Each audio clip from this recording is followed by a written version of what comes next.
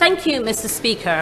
I quote, ব্রিটেনের রাজনীতিতে ক্রমেই গুরুত্বপূর্ণ হয়ে ওঠা লেবার পার্টির তরুণ তুর্কি এবং বাংলাদেশের জাতির পিতা বঙ্গবন্ধু শেখ মুজিবুর রহমানের নাতনি টিউলিপ সিদ্দিক টানা চতুর্থবার এমপি নির্বাচিত হওয়ার পর এবার দেশটির মন্ত্রিসভার সদস্য হয়েছে বলে জানিয়েছে রয়টার্স এবং ব্লুমবার্গ। মঙ্গলবার আলাদা প্রতিবেদনে একথা জানিয়েছে তারা।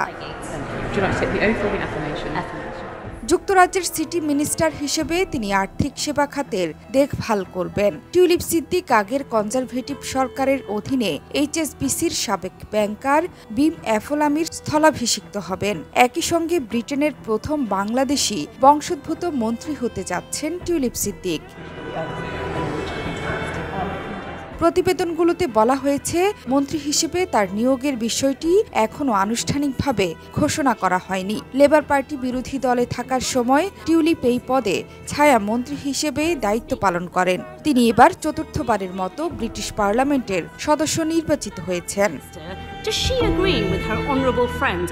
সদ্য সমাপ্ত নির্বাচনে ২৩,৪৩২ ভোট পেয়ে টানা চতুর্থবার এমপি নির্বাচিত হন তিনি। তার নিকটতম প্রতিদ্বন্দ্বী রক্ষণশীল দলের ডন উইলিয়ামস পান ৮,৪৬২ ভোট। ২০২১ সাল থেকে লন্ডনের সিটি অব ফিনান্সিয়াল ডিস্ট্রিক্টের আর্থিক সেবার জন্য নীতিমালা তৈরিতে নেতৃত্ব দিয়ে আসছেন টিউলিপ। বঙ্গবন্ধু শেখ মুজিবুর রহমানের ছোট মেয়ে শেখ রেহানা নিজের কন্যা ব্রিটেনের টানা ৪ বারের নির্বাচিত এমপি ও মন্ত্রী টিউলিপ সিদ্দিককে নিয়ে মন্তব্য করতে গিয়ে বলেছিলেন, আমার মেয়ে রাজনীতিতে তার জীবনটাকে উৎসর্গ করেছে, সবার কাছে তার জন্য দোয়া চাই।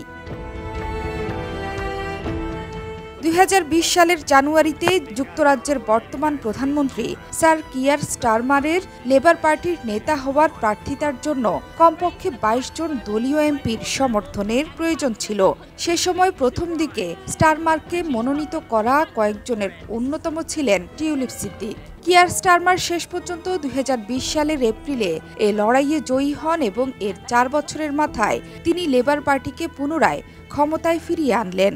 স্যার কিয়ার স্টারমার এবং টিউলিপ সিদ্দিক প্রায় ১ দশক ধরে ঘনিষ্ঠ দলের সহকর্মী হিসেবে কাজ করছেন।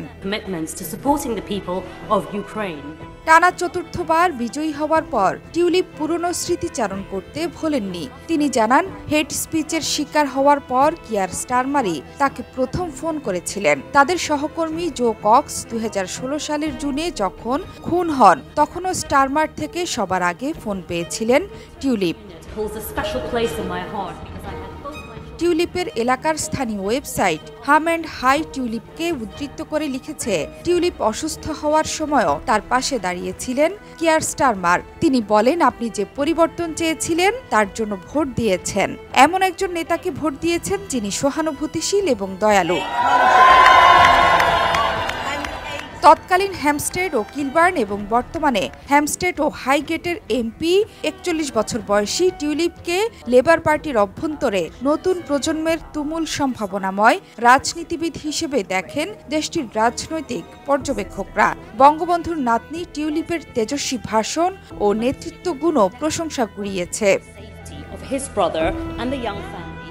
লেবার পার্টির নিরাপদ আসন নয়, তবু ২০১৫ সালের নির্বাচনে প্রথমবার লেবারের মনোনয়ন পেয়েই তুমুল প্রতিদ্বন্দ্বিতায় জিতে চমকের সৃষ্টি করেন টিউলিপ। এরপর তাকে পেছনে ফিরে তাকাতে হয়নি। টানা জয় নিয়েই রাজ করছেন নিজের আসন, সেই সঙ্গে লেবার পার্টিকে আরও শক্তিশালী করতে ভূমিকা রাখছেন। ২০২৪ সালের নির্বাচনের জন্য ২০২৩ সালে হ্যামস্টেড ও কিলবার্ন নির্বাচনী এলাকার স্থলে হ্যামস্টেড ও হাইগেট পুনঃপ্রতিষ্ঠা করা হয়। ২০১৫ সাল থেকেই এই আসন ধরে রেখেছেন লেবারের টিউলিপ সিদ্দিক। তিনি বলেন, হ্যামস্টেড ও হাইগেটের প্রতিনিধিত্ব করা তার জীবনের সম্মান।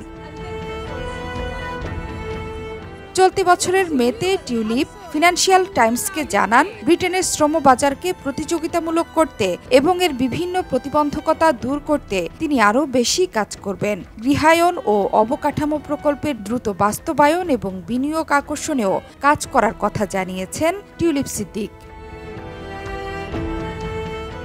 জোহরা চৌধুরী সেতু, ৭১।